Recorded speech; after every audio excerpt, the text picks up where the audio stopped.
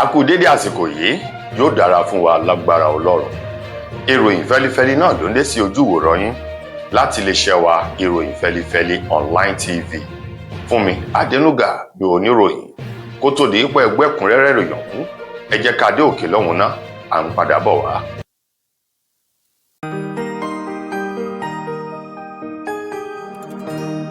Ìròyìn fẹ́lifẹ́li TV, àjààbálẹ̀ làwọn ìròyìn ti wà, máa wò lóòrèkóòrè.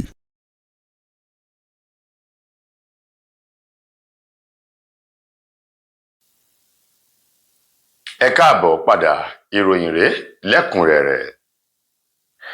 Gómìnà tẹ́lẹ̀ rí ní ìpínlẹ̀ Èkìtì, Ayọ̀délé Fáyọ̀ṣe, òun mà ló ti sọ wípé ẹgbẹ́ òṣèlú PDP ó ti kú pátápátá, wọn sí láyé mọ́ o. Fáyọ̀ṣe tó sọ ọ̀rọ̀ náà nínú ọ̀sẹ̀ yìí lórí iléeṣẹ́ móhùnmáwòrán kan, èyí tí wọ́n fi ọ̀rọ̀ wá lẹ́nu wò ojúwòye rẹ̀ sí ẹgbẹ́ òṣèlú PDP, ipò tó wà tẹ́lẹ̀ lọ́wọ́ yìí àti àfojúsùn rẹ̀ lọ́jọ́ ọ̀la. Wọ̀nyí ni àwọn ìbéèrè tí wọ́n béèrè lọ́wọ́ Ayọ̀délé Fáyọ̀ṣe tí í ṣe gómìnà tẹ́lẹ̀ rí ní ìpínlẹ̀ Èkìtì ló tẹnu bọ̀rọ̀.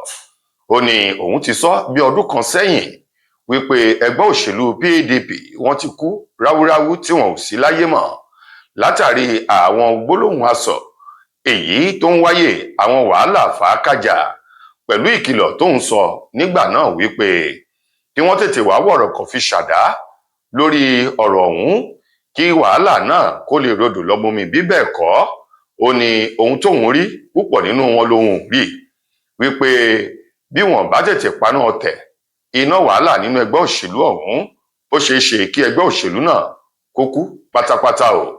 Ó ní kí wọ́n wò lásìkò tá a wà yìí, púpọ̀ nínú àwọn tí wọ́n jẹ́ gómìnà tẹgbẹ́ òṣèlú PDP ni wọ́n ti darapọ̀ mẹ́gbẹ́ òṣèlú APC. Ó ní kí wá lóhun tí wọ́n fà tí wọn ò fà tán. Gẹ́gẹ́ bí Fáyọ̀ṣe ti sọ ó ní nínú ọ̀sẹ̀ èyí tó kọjá yìí nílé ẹjọ́ gíga ti ìjọba àpapọ̀ tó kalẹ̀ sílùú Àbújá ni wọ́n dá ẹjọ́ tí wọ́n sì ti fi òfin dè é wípé ìpàdé àpérò gbogbogbò èyí tí ó wáyé ní ọjọ́ 15 àti ọjọ́ 16 oṣù kọkànlá ọdún yìí nílùú Ìbàdàn lùlù ìpínlẹ̀ Ọ̀yọ́, wípé ilé ẹjọ́ ti fagilé, wọ́n sì ti ní ìpàdé náà kò gbọdọ̀ wáyé o. Ó ní lára àwọn ọ̀nà tí wọ́n yóò gbà tí wọ́n yóò sì rí wípé ẹgbẹ́ òṣèlú PDP wọn ò sí láyé mọ́ nìyẹn. Ó ní yàtọ̀ sí èyí kí wọ́n tún tẹ̀síwájú. Ó ní gómìnà ìpínlẹ̀ Taraba òun náà ti darapọ̀ mọ́ ẹgbẹ́ òṣèlú APC nígbà tí gómìnà ìpínlẹ̀ Plateau tóun náà ń palẹ̀ mọ́ láti darapọ̀ mọ́ ẹgbẹ́ òṣèlú APC. Wọ́n ní àwọn tí wọ́n jẹ́ kànrìnkànrìn nínú ẹgbẹ́ òṣèlú PDP gbogbo wọn pátá ni wọ́n ti kúrò darapọ̀ mọ́ ẹgbẹ́ òṣèlú APC. Gẹ́gẹ́ bí Fáyọ̀ṣe ti sọ, ó ní ọrùn tí ò le kò wá ọ̀bẹ lọ̀rọ̀ ẹgbẹ́ òṣèlú PDP. Olóhùn dáhùn lójú, òun sì mọ ohun tóun sọ pé ẹgbẹ́ òṣèlú PDP ó ti kú ráúráú, wọn ò sí mọ́ láàrin àwọn ẹgbẹ́ òṣèlú, pàápàá jù tí wọ́n bá ń pe ẹgbẹ́ òṣèlú alátakò èyí tó lè gbójú ágan ètò ìbò wo ẹgbẹ́ òṣèlú tí ń bẹ lórí àlééfà lọ́wọ́ yìí. Ó ní kí wọ́n yọ orúkọ ẹgbẹ́ òṣèlú PDP kúrò nítorí wọn ò sí láyé mọ́, wọ́n ti kúre ọ̀run, gẹ́gẹ́ bí Fáyọ̀ṣe bó ti sọ ọ̀rọ̀ ọ̀hún. Gómìnà tẹ́lẹ̀ rí ní ìpínlẹ̀ Rivers tóun náà ti fìgbà kan jẹ́ alákòóso tẹ́lẹ̀ rí tó tún jẹ́ ọ̀kan nínú àmì ẹgbẹ́ òṣèlú APC tẹ́lẹ̀tẹ́lẹ̀, eyín Rotimi Amechi tó jẹ́ alákòóso tẹ́lẹ̀ rí fún ìgbòkègbodò ọ̀rọ̀ ọkọ̀ ní orílẹ̀-èdè wa Nàìjíríà lábẹ́ ààrẹ àná Muhammadu Buhari. Òun mà ló ti sọ̀rọ̀ wípé kò sí ọ̀gá kankan níbì kankan, bẹ́ẹ̀ sì ni kò sí ẹnikẹ́ni yòówù tó lè halẹ̀ mọ́ ogunlọ́gọ̀ àwọn ọmọ Nàìjíríà bí àwọn ọmọ orílẹ̀-èdè yìí bá dúró tán wámú tí oníkálukú wọn mọ ẹ̀tọ́ lábẹ́ òfin. Gẹ́gẹ́ bí ọ̀rọ̀ tó jáde lẹ́nu Rotimi Amechi níbi ètò kan tí wọ́n gbé kalẹ̀ nílùú Àbújá, èyí tí wọ́n pè fún àtúntò ètò ní ẹ̀ka ètò ìdìbò ní orílẹ̀-èdè wa Nàìjíríà. Níbẹ̀ ni Rotimi Amechi ti tẹnu bọ̀rọ̀ èyí tí wọ́n pè fún àtúntò ètò ní ẹ̀ka ètò ìdìbò ní orílẹ̀-èdè wa Nàìjíríà. Níbẹ̀ ni Rotimi Amaechi ti tẹnu bọ̀rọ̀ ó lóun ń rọ àwọn ọmọ orílẹ̀-èdè yìí láti jáde lógún nígbà lọ́gbọ̀nlọ́gbọ̀n ní ọdún 2027 kí oníkálukú wọn tẹ̀ka fún ẹni tí yóò mú àyípadà rere bá orílẹ̀-èdè Nàìjíríà. Ó ní bí àwọn ọmọ orílẹ̀-èdè Nàìjíríà bá túyàyà jáde lọ́dún 2027 ó ló dáhùn lójú wípé wọn yóò fi ìbò wọn gbé ààrẹ Bọ́lá Ahmed Tinubu kúrò lórí ipò lọ́dún 2027. Ó ní òun ti ṣiṣẹ́ pọ̀ pẹ̀lú ààrẹ Bọ́lá Tinubu, òun mọ bí ó wúwo sí, òun sì mọ bí ó fúyẹ́ sí o. Ó ní kò sí agbára kankan fún Tinubu níbì kankan bí kò ṣe wípé ọgbọ́n àyínìke àyínìpadà abracadabra òun náà ni Tinubu ń lò tó fi ń já ewé olúborí tí gbogbo èèyàn sì mọ̀ wípé kì í ṣe ìbò èyí tí àwọn ọmọ Nàìjíríà dì, òun náà ló ń gbé àwọn ènìyàn èyí tí Tinubu bá ṣe àtìlẹ́yìn fún wọlé bí kò ṣe dídá wọ́rú nínú ètò ìdìbò.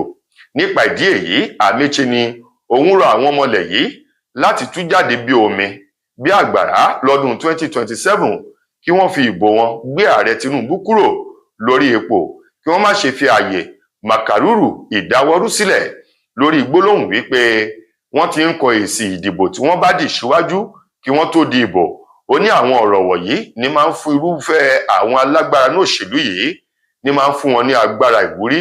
Ó ní ṣùgbọ́n bí èrò bá pọ̀ tí wọ́n tún jáde láti tẹ̀ka dìbò, ó ní láti dáwọ́rú àbí láti kọ èsì ìdìbò tí wọn ò dì sílẹ̀, ó ní yóò nira fún wọn. Lákòótán nínú ọ̀rọ̀ Amaechi, ó ní kí àwọn ọmọ Nàìjíríà ó tún jáde lọ́dún 2027 kí wọ́n fi ìbò wọn kí wọ́n fi yan ààrẹ míì kí wọ́n fi gbé Tinubu kúrò lórí ipò tó ń ti ẹgbẹ́ òṣèlú APC. Àwọn igun kan nínú ẹgbẹ́ òṣèlú PDP èyí tí wọ́n ṣẹ̀ tún yan alága tuntun míì lẹ́yìn tí wọ́n ti já ewé gbélé fún ẹni tó jẹ́ alága ẹgbẹ́ òṣèlú PDP ọ̀hún, eyín Umar Damagum. Wàyí o, alága tuntun èyí tí wọ́n ṣẹ̀ yàn, Abdulrahman Mohammed, èyí tó ṣe ìlérí wípé omi tuntun ti rú, ẹja tuntun ó sì ti wẹ̀ báyìí.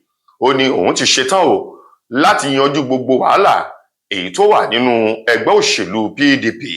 Ó ní láìpẹ́ láì jìnnà ẹgbẹ́ òṣèlú PDP yóò bẹ̀rẹ̀ sí ní máa mú ọ̀tun rere wọ orílẹ̀-èdè Nàìjíríà àti ní àwọn ẹ̀ka ètò òṣèlú gbogbo ní orílẹ̀-èdè yìí. Ọ̀gbẹ́ni Abdulrahman Mahmood tí ṣe alága tuntun fún àwọn igun kan nínú ẹgbẹ́ òṣèlú PDP ló sọ ọ̀rọ̀ náà nínú ìpàdé èyí tí wọ́n ṣe nílùú Àbújá nínú ilé alákòóso fún olúlu orílẹ̀-èdè yìí Nyesom Wike, èyí tí wọ́n ti ṣe ìpàdé ọ̀hún nínú ilé Wike nílùú Àbújá o.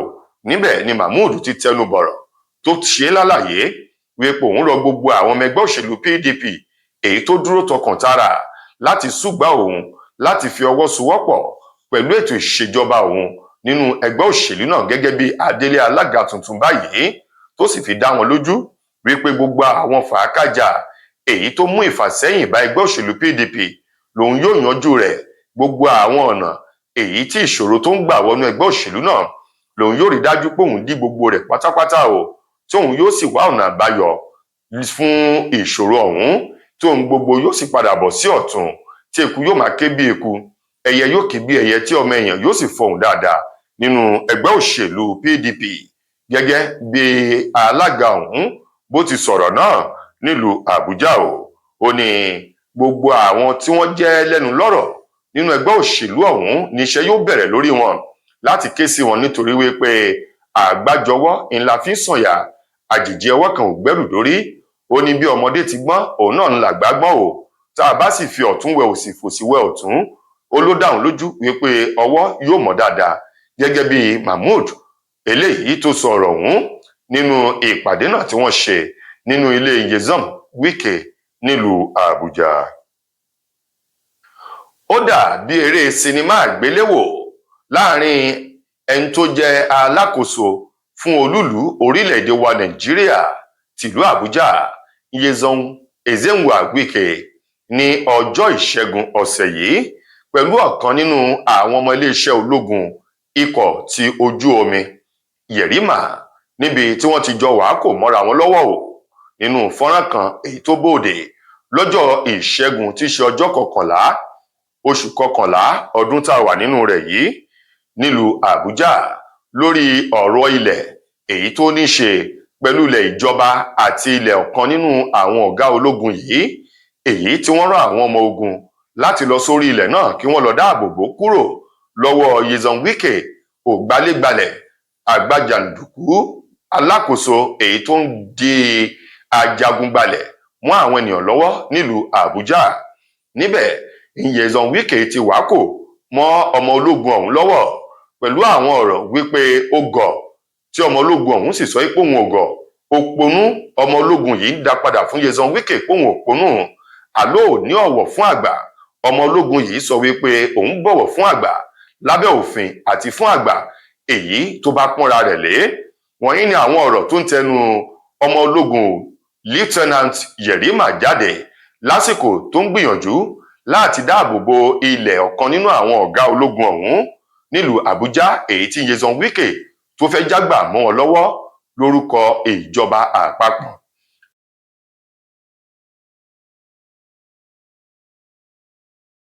An officer. Nobody does that. We did not carry anybody. The man took the land. We will not allow because he was chief of numbers, and then for you to carry land.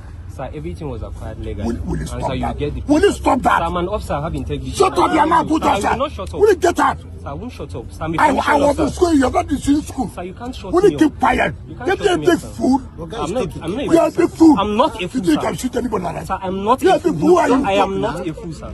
As at the time I Don't call me a graduated, fool. you were in primary school. I'm acting on orders. Take for You which can't order? call me a fool. And this, you will see whether you love me here. Sir, you can't call me a fool. Go I'm and not a develop fool. your- go I'm and an officer. develop I'm not a fool, sir. Don't I'm hang an with you. officer. I'm so corrupt. You would have killed everybody here. No, we won't kill anybody. We won't kill anybody. We are acting on orders.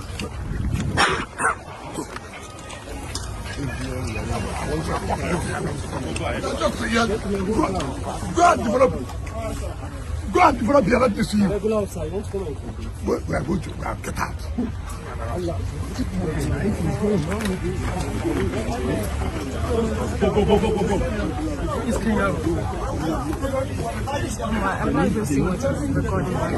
Hello, sir. Director Press.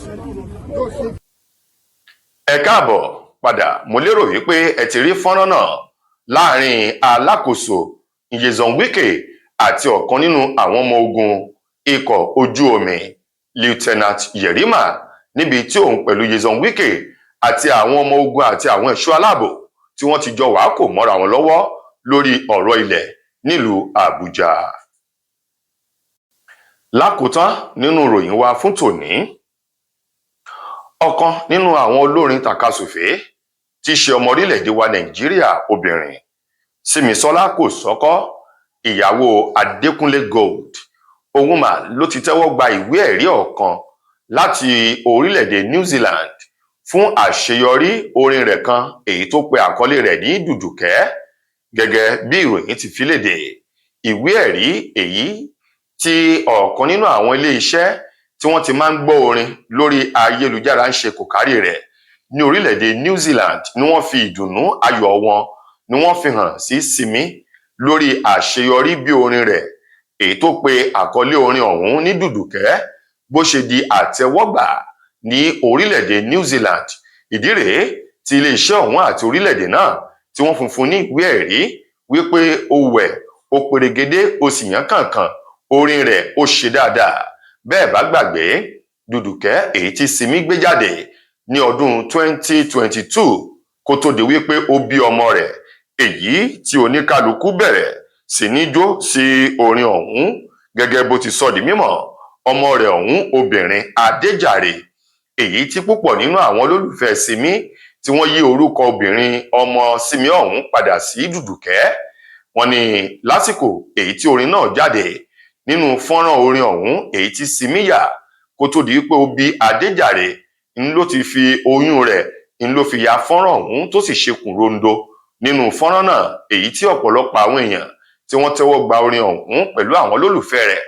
Lẹ́yìn tó bí ọmọ náà ni wọ́n bẹ̀rẹ̀ sí ní pe Adéjàre ní Dùdùkẹ́, èyí tí Simi sì ní inú òun dùn, ṣùgbọ́n kí wọ́n rí pé ọmọ òun tí wọ́n pè ní Adéjàre ni kí wọ́n máa fi orúkọ tí àwọn sọ kí wọ́n máa fi pè ó. Nínú ọ̀rọ̀ ọ̀hún, Simi dúpẹ́ lọ́wọ́ àwọn olólùfẹ́ rẹ̀ jákèjádò àgbáńlá ayé, ó sì dúpẹ́ lọ́wọ́ orílẹ̀-èdè New Zealand àti iléeṣẹ́ ìgbórinsíta ọ̀hún fún ìfẹ́ èyí tí wọ́n fi wọ́n sí, tòun ti sàbùkí ọ̀hún ti ṣe ìwé ẹ̀rí èyí tí wọ́n fi lé lọ́wọ́ láti fi hàn sí wípé lótìtọ́ lódodo ń lórí àkọlé Dùdùkẹ́ rẹ̀ yìí ń lò lápá rere lára iléeṣẹ́ náà ní orílẹ̀-èdè New Zealand, gẹ́gẹ́ bí Simi bó ti fi ìdùnnú àwọn ayọ̀ àti orin ọpẹ́ léde lórí ayélujára. Tó ẹ̀yin ará, ìròyìn wa kò ní jù báyìí lọ fún tòní. Títí dìgbà míì tẹ́ máa láǹfààní láti gbọ́ tún ròyìn míì ní iléeṣẹ́ wa. Mo gbà á ládùúrà wípé ilé ò ní lé wa, ọ̀nà ò ní nà wá. Fúnmi Adénúgà lẹni tó móròyìn wá sí ojú ìwòran yín. Ẹ ṣeun gan ni o.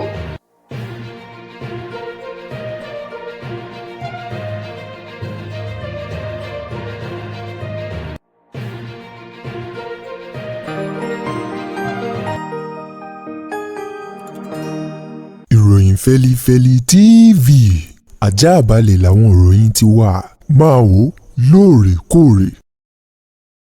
Mo kí gbogbo ojú tí wò mí ti ń gbọ́ mi jákèjádò orígun mẹ́rẹ̀ẹ̀rin àgbáyé. Orúkọ mi ni Ambassador Àkànfẹ́ Ìwò tí mo jẹ́ agbẹnusọ fún iléeṣẹ́ X2 Ultimate Herbal International Limited. Níléeṣẹ́ wa bí láti màmọ̀ dájú nǹkan kan tí eléyìnbó ń pè ní health is wealth, ìlera lọ́rọ̀. Kì í ṣàfẹnujẹ́ nìkan tá a bá ń gbọ́ ọ̀nì sétí, torí ogunlọ́gọ̀ àwọn èèyàn ni wọ́n ń kojú àìsàn tí a pè ní ìfúnpá gíga. Ìdí nìyí tí iléeṣẹ́ X2 Ultimate Herbal fi ṣètò oògùn ìfúnpá gíga fún ní powder àti ní olómi. Kò tán síbẹ̀, oògùn ìtọ̀ ṣúgà ó wà ní iléeṣẹ́ X2 Ultimate Herbal International Limited ní powder àti ní olómi. Òun náà lẹ̀ ń wò yìí. Oògùn ọ̀pẹ́ ẹ̀yìn wà tí a ti ṣe lọ́jọ̀ fún ẹni tó bá ń kojú ọ̀pẹ́ ẹ̀yìn torí gẹ́gẹ́ bí ìṣòro. Iléeṣẹ́ wa níbí ní oògùn ẹ̀ tó lè bá wọn tán rẹ̀ lójú ọgbọ́n. Bákan náà, ogunlọ́gọ̀ àwọn èèyàn ni wọ́n jẹ́ oníbìísí tí wọ́n ti rora wọn pín wípé Ọlọ́run ò lè ṣe, ṣùgbọ́n tó jẹ́ pé àìsàn kan sómìíràn ní nǹkan di ọmọ bíbí wọn. Ó wà ní iléeṣẹ́ X2 Herbal International Limited.